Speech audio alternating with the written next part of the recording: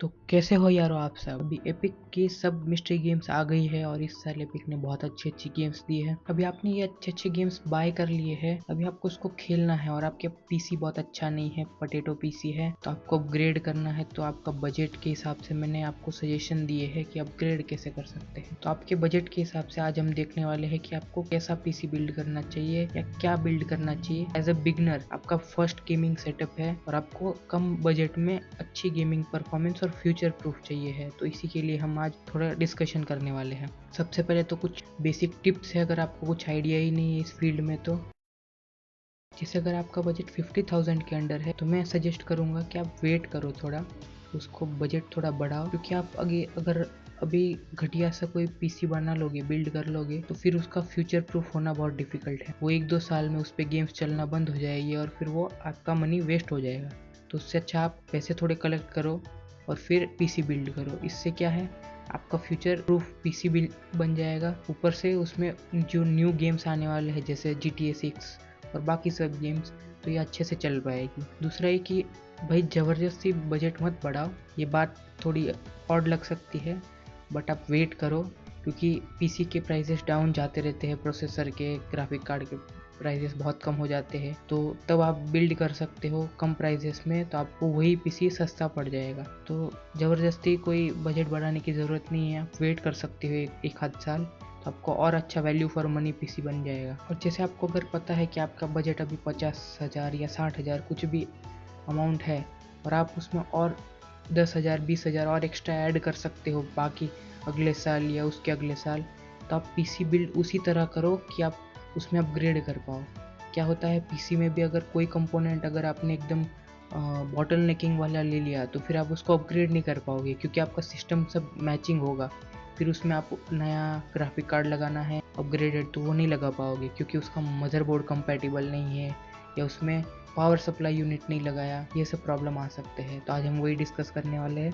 सबसे पहले तो अगर आपका बजट 50 या 60,000 के अंडर है और आपका फिक्स्ड बजट है, आपको पता है कि ये बजट आप इंक्रीज़ नहीं करने वाले, ये इसमें कोई अपग्रेड नहीं करने वाले अगले 2-4 साल, तो मैं सजेस्ट करूँगा गेमिंग लैपटॉप की तरफ जाओ, ये बेटर ऑप्शन रहेगा। इसमें ज़्यादा खर्चा भी नहीं होगा। लैपटॉप लेने से पहले कुछ खास बातों का ध्यान रखें, जैसे लैपटॉप में SSD बहुत ज़रूरी है, क्योंकि गेम का जो बूट टाइम होता है वो SSD बहुत कम कर देती है और खेलने में भी एक अच्छा एक्सपीरियंस मिलेगा आपको। तो आपके लैपटॉप में SSD बहुत ज़रूरी है गेमिंग लैपटॉप के लिए। सेकेंडली, रैम आप ट्राई करें 16 GB लेने का, और SSD और रैम दोनों ही अपग्रेडेबल होने चाहिए, ये ध्यान रखें। अगर पीसी में अपग्रेडेबल रैम या SSD नहीं है तो आपको फ्यूचर में प्रॉब्लम आ सकता है, तो ये ज़रूर ध्यान रखें। आगे बढ़ते हैं। गेमिंग लैपटॉप में सबसे इम्पॉर्टेंट चीज़ होती है ग्राफिक कार्ड। तो 2025 के हिसाब से मिनिमम आपको 2050 ग्राफिक कार्ड लेना ज़रूरी है, इससे कम ना जाए, क्योंकि फिर आपको उसमें गेम्स नहीं खेलते आएगी और फ्यूचर प्रूफ भी नहीं रहेगा। तो मिनिमम 2050 ये मेरा सजेशन है, उससे ज़्यादा मिला तो भी बेटर ही होगा। अभी बढ़ते हैं।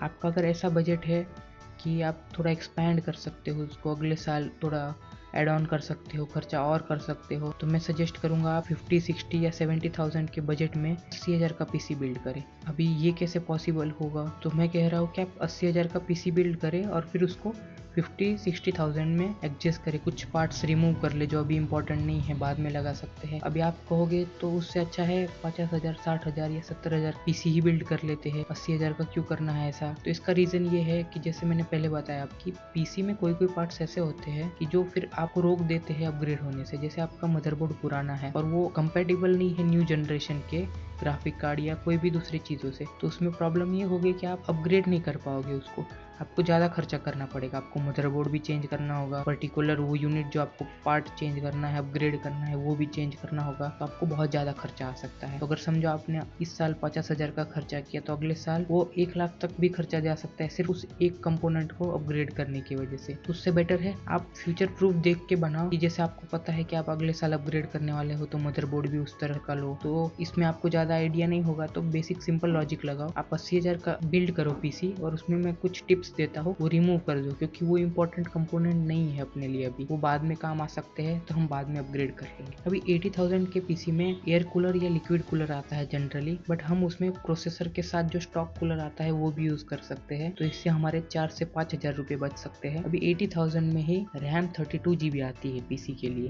तो हम क्या कर सकते हैं, हम 16 GB की एक स्टिक लगा के एक फ्यूचर में बाद में लगाने के लिए स्पेस छोड़ देंगे, तो उसका 5000 सेव हो जाएगा। तो ऐसे करके हमारे 10,000 सेव हो गए। अभी ये कंपोनेंट्स ऐसा नहीं है कि हम नहीं लगा रहे, ये हम लगाएंगे, बट फ्यूचर में लगाएंगे, 1-2 साल बाद जब हमें नीड लगेगी तब लगाएंगे। दूसरा power supply unit. Power supply unit है वो आपके पीसी का पावर इनपुट है, ऐसा समझ लो। तो पावर सप्लाई यूनिट थोड़ा सा एक्स्ट्रा लो, ताकि वो फ्यूचर में जो भी कंपोनेंट लगाना है, समझो कि आपने 1-2 साल बाद 4070 सुपर लगा दिया ग्राफिक कार्ड, तो उसका पावर कंजम्पशन तो बहुत ज्यादा होगा, तो वो हैंडल करके आना चाहिए पीसी को। तो इसलिए पावर सप्लाई यूनिट 80,000 के पीसी बिल्ड का ले लो आप, तो उससे क्या है, आप फ्यूचर में इजीली अपग्रेड कर पाओगे। Secondly motherboard. जैसे मैंने पहले बोला कि मदरबोर्ड है ना, कोई कोई कंपेटिबल नहीं होते हैं ढंग से, तो आप ये देख लो कौन से मदरबोर्ड किसके साथ कंपेटिबल है।